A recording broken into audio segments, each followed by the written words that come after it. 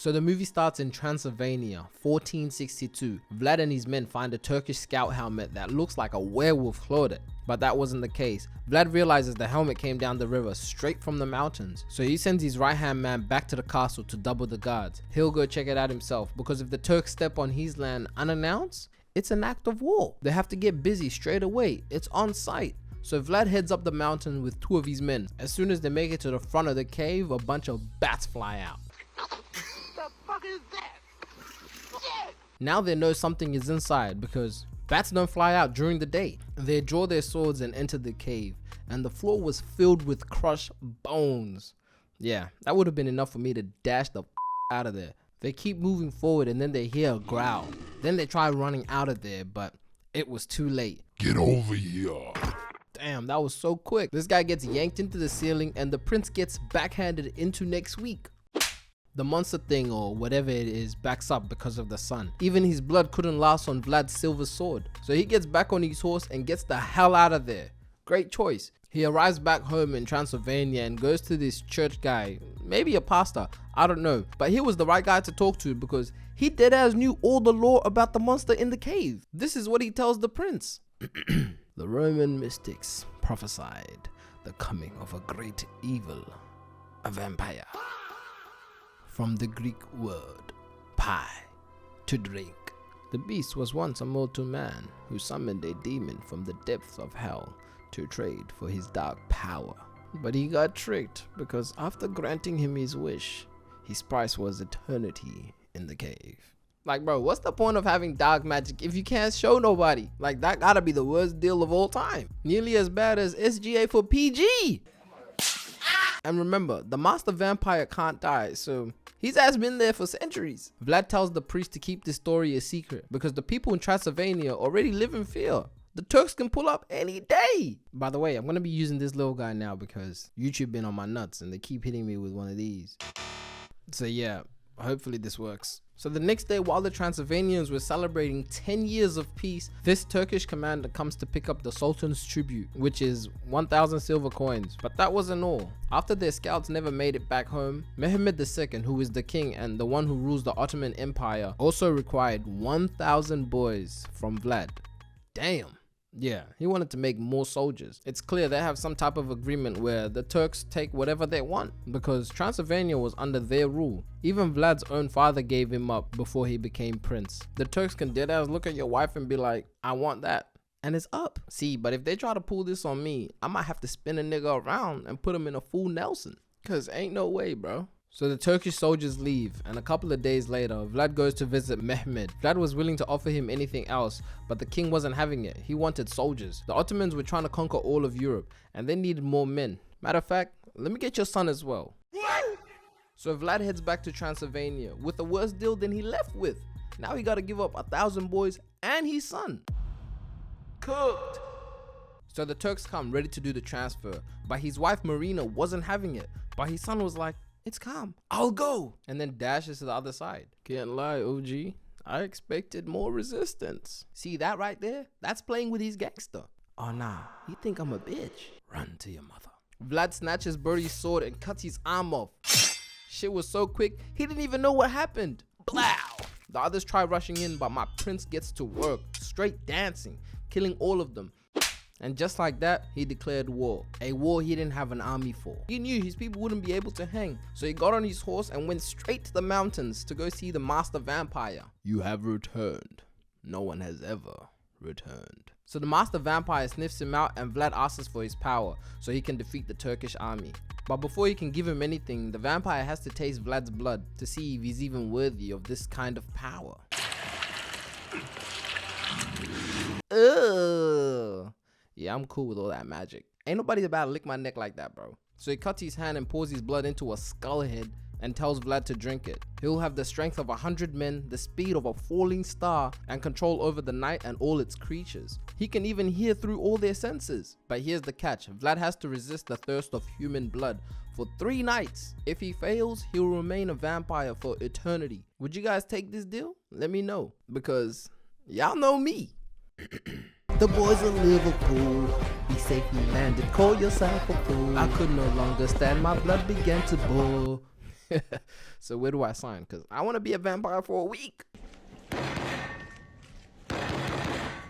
Oh, and I forgot to mention, if he fails, the master vampire would be released from his curse. So they'll basically switch places, him and Vlad. So Vlad takes a sip of his blood and dies. He finally wakes up and breaks right through the rock, and suddenly he can see everything through the trees. Yeah, his powers were officially activated. My boy can deadass hear a spider spinning its web.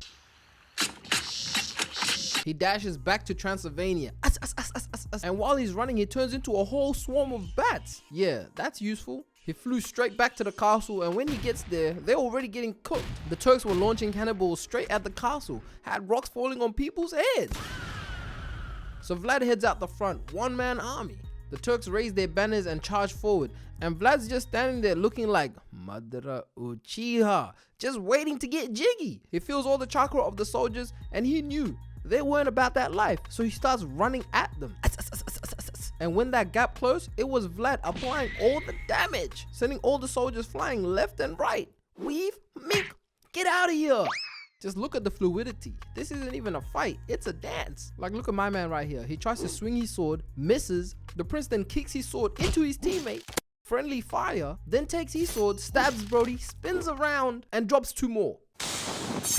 Double kill. So Vlad just walks the rest down. I'm talking 1,000 men. Double team, triple team, it didn't matter. Spears through the gut, slapping them with flags. He had the all exclusive. So after pulling the ultimate army wipe, like, how many kill streaks is that? Who knows? He heads back to the castle and tells his people the fight is over. And don't ask me what happened in this field tonight. Like, how you not gonna explain what just happened? This guy hasn't even swung his axe yet. Shit is still brand new, and you gonna tell me the battle is finished? Anyways, they had to move and head high into the mountains to Kozar Monastery because Mehmed didn't play. After getting word that the men he sent got packed up, he tells his commander to ready 100,000 men. So they make camp in the mountains, and my guy Vlad was struggling not to bite his wife's neck. The bloodthirst was hitting bad. He heads out into the woods to be alone, and this guy here figures out that Vlad is a vampire. So he cuts his hand so Vlad can drink his blood. He wanted to serve him. Let me serve you. Get off that nigga dick, bro. What is you doing? Vlad smacks the cup away and tells him to stay away from him. And guess what this guy's response was? Yes, master. Oh my god, bro. Is dick riding all you do? No, I'm Like, saying you literally got that nigga dick in your mouth right now. I see it. Marina figures out that Vlad is a vampire and he made a deal with the devil. And then he basically tells her everything.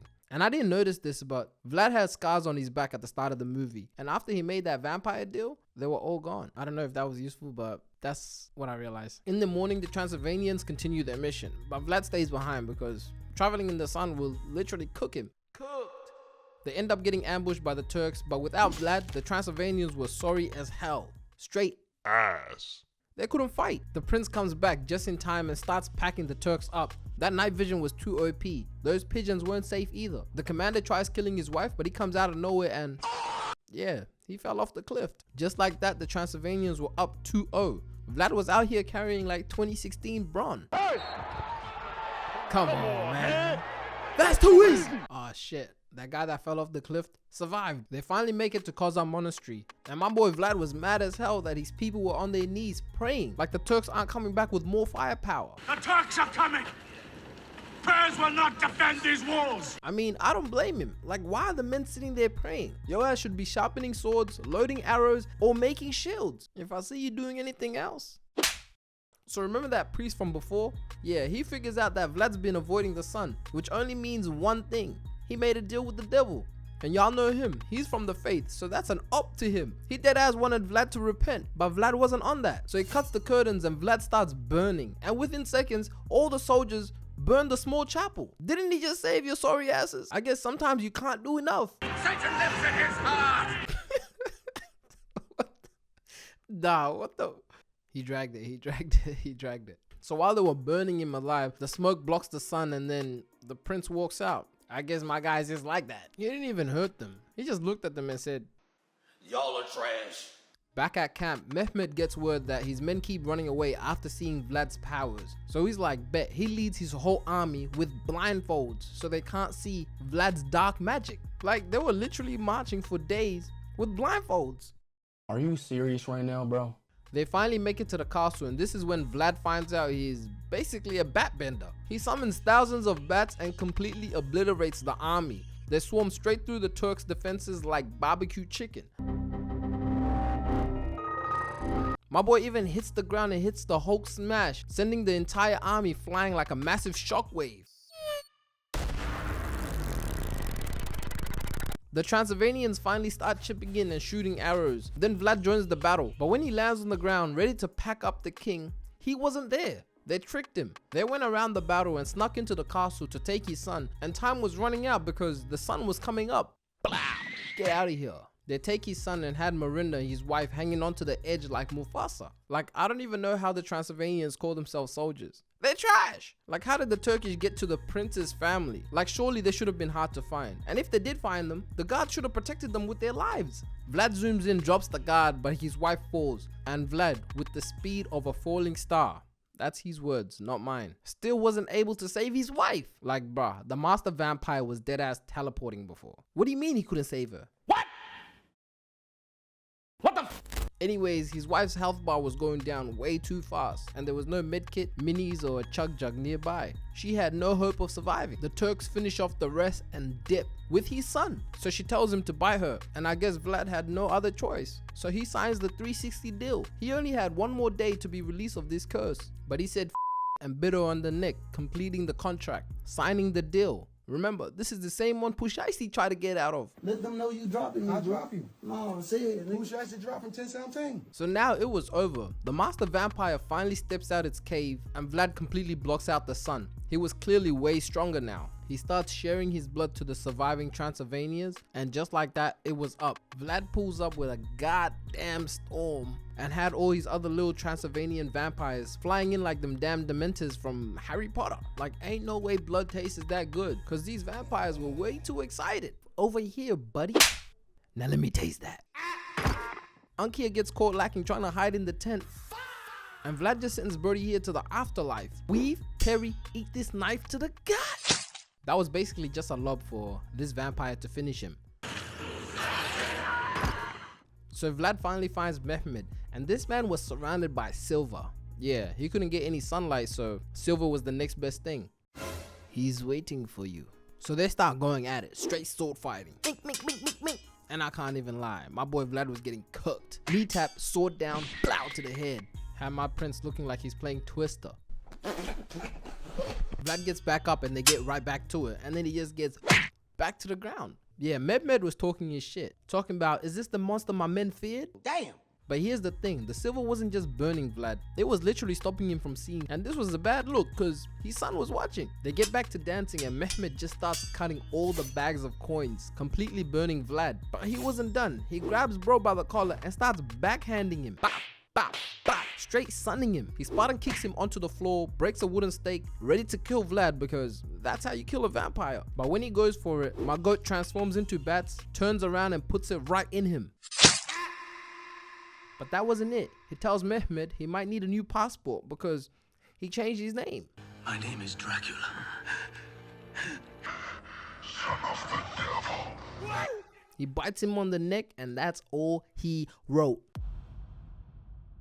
Dracula and his son walk out, and looking around, it clearly looked like the vampires killed everybody. They all surround Dracula and wanted his son because he was the only human left, but his ass was not on that. He literally impales Brody on a stake.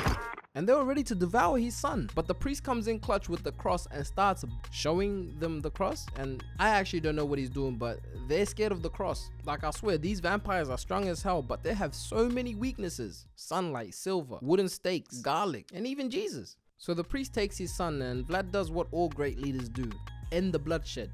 He moves the clouds out the way and burns them all. And yes, Dracula as well. His son Ingeris becomes king, and that one weird guy from earlier, the one that was glazing Vlad, finds him and gives him blood, restoring his body. Centuries later, Dracula finds this girl who looks exactly like his wife, or maybe it is his wife. Well, I don't know if she got reincarnated, but the master vampire was in the background as well. Like, to be honest, I'm actually confused. You guys let me know in the comments what the hell is going on, but that's me. The boys of Liverpool, we safely landed, call yourself a fool.